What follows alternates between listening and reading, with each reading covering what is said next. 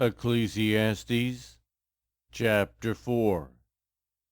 Again I looked and saw all the oppression that was taking place under the sun.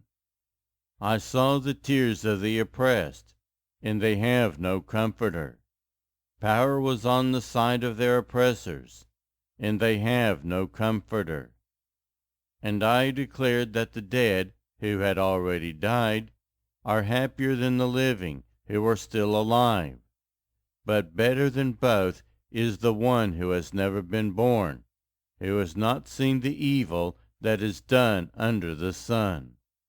And I saw that all toil and all achievement spring from one person's envy of another. This too is meaningless, a chasing after the wind. Fools fold their hands and ruin themselves. Better one handful with tranquility than 2 handfuls with toil in chasing after the wind. Again, I saw something meaningless under the sun. There was a man all alone. He had neither son nor brother. There was no end to his toil, yet his eyes were not content with his wealth.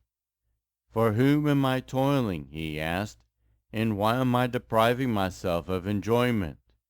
This too is meaningless, a miserable business.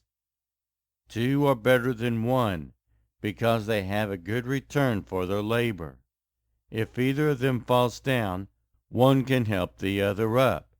But pity anyone who falls and has no one to help them up. Also, if 2 lie down together, they will keep warm.